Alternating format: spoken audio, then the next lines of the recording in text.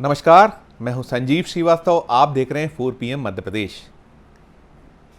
5 राज्यों में चुनावी सरगर्मियां तेज हो चली हैं। आरोप प्रत्यारोप, एक दूसरे को कटघरे में दलों द्वारा खड़ा करने का दौर भी तेज हो चला है। लाजमी है, चुनाव हैं तो आरोप भी लगेंगे, प्रत्यारोप भी होंगे, दावे भी होंगे, प्रतिदावे भी होंगे, कटघरे में भी खड़ा किया जाएगा। लेकिन अब जिस भाषावली का उपयोग होने लगा है वह कई सारे सवाल खड़े करती है। मैं हूं संजीव श्रीवास्तव, आप देख रहे हैं 4 PM मध्य प्रदेश। हम जिस भाषावली की बात करने जा रहे हैं वो पार्टी विद द डिफरेंस। यूं तो सभी दल जब वो आरोप और प्रत्यारोप पर आमादा होते हैं तो भूल जाते हैं कि वो टीवी पर हैं, ऑन कैमरा हैं, लाइव हैं, और जिस भाषा का वो उपयोग करते हैं कई बार वो सवाल खड़े करती है उनके सोच पर, उनकी शैली पर।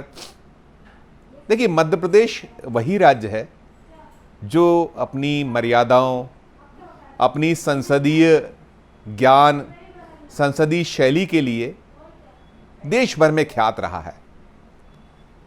उदाहरण उसने प्रस्तुत किए हैं। अभी जब बीजेपी चौथी बार सत्ता में आई थी तो वो 10 अगस्त 2021 का दिन मध्य प्रदेश विधानसभा में एक पुस्तिका का विमोचन हुआ था। विधानसभा स्पीकर ने 1954 से लेकर 2021 तक, जब ये पुस्तक प्रकाशित हुई तब तक के दौर की जितनी कार्रवाई विवरण है उसे निकलवाया था। उसके असंसदीय शब्द, अमर्यादित टिप्पणियां जो कभी कार्रवाई से नहीं निकल पाई थी, पूरा एक उन्होंने उसका संकलन निकलवाया था। उसकी एक पुस्तिका छपवाई थी उन्होंने। वो पूरे के पूरे लगभग 1500 ऐसे शब्द थे, वाक्य थे जिन्हें उन्होंने कार्रवाई से विलोपित कराया था। छपवाई थी वो पुस्तिका। एक शुचिता के नाते जो आज के दौर के विधायकगण हैं उन्हें वो पुस्तिका भेंट की गई थी। जब पुस्तिका का विमोचन हुआ था तो माननीय मुख्यमंत्री मध्य प्रदेश शिवराज सिंह चौहान भी उस आयोजन में थे, भाजपा के नेतागण भी थे और बड़ी वाहवाही हुई थी। जो ये एक प्रयास हुआ था मध्य प्रदेश विधानसभा के स्पीकर की ओर से, मध्य प्रदेश में बीजेपी की सरकार है, जैसा मैंने कहा, चौथी बार वो सरकार सत्ता में लौटी थी, तो लोगों ने सराहा था। लेकिन सवाल ये है कि आप शुचिता, मर्यादा, संयमित आचरण के लिए प्रयास करते हैं, उदाहरण सेट करते हैं, आपके प्रयासों पर वाहवाही होती है, लेकिन अवसर आता है तो आप खुद ही पटरी छोड़ देते हैं। जैसे मैंने कहा कि मध्य प्रदेश में चुनाव हो रहे हैं, प्रचार उफान पर है, आरोप प्रत्यारोप का दौर चल रहा है, तो मध्य प्रदेश में अब किस भाषावली का उपयोग हो रहा है? अब बीजेपी के प्रदेश अध्यक्ष ने आज जब प्रेस कॉन्फ्रेंस की और कुछ शब्दों का उपयोग किया, मैंने जिस पुस्तिका का जिक्र किया जो बीजेपी शासित राज्य में स्पीकर द्वारा मध्य प्रदेश विधानसभा के जिसका प्रकाशन किया गया, जिसमें बहुत सारे शब्दों को बैन किया गया, उसमें भंटाधार था, पप्पू था, मामू था, ऐसे ना मालूम कितने शब्द तो बैन हो गए शब्दों का कैसे उपयोग होता है? ठीक है, आप भावावेश में हैं, आपको आरोप लगाना है, जनता तक अपनी बात पहुंचाना है, तो बात पहुंचाने के तो बहुत सारे तरीके हो सकते हैं। अब वो प्रदेशाध्यक्ष मध्य प्रदेश विधानसभा के नेता प्रतिपक्ष को गुंडा नाथ कह रहे हैं, वो करप्शन नाथ कह रहे हैं। क्या शब्दावली है? आप पहले उनके मुख से सुनिए कि उन्होंने कहा क्या। मिस्टर गुंडानाथ,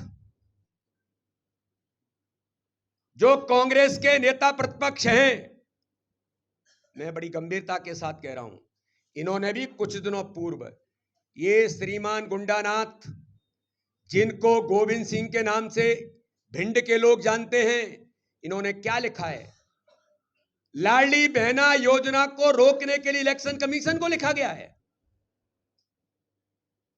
अरे आपको शर्म आनी चाहिए।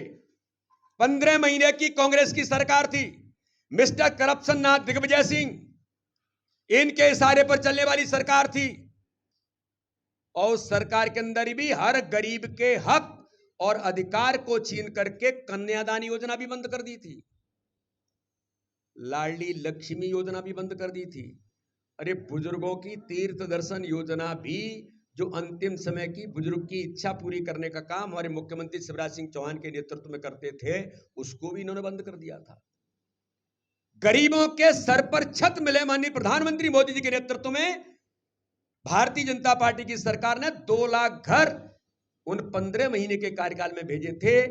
मिस्टर करप्शन नाथ, मिस्टर बंटा ढार के इशारे पर आपने 2 लाख गरीबों के हक को छीन करके उन प्रधानमंत्री आवास को वापस भेज दिया था। मैचिंग ग्रांट मिलाने के लिए आपने पैसा नहीं दिया था। देखा आपने या सुना आपने, विष्णुदत्त शर्मा गुस्से में, आवेश में है। बीजेपी पर कर्नाटक में जब चुनाव हुए थे तो बड़े आरोप लगे थे कमीशन के, जो वो कह रहे हैं, उन्होंने बताया कि हम कमीशन को लेकर आरोप लगाए गए।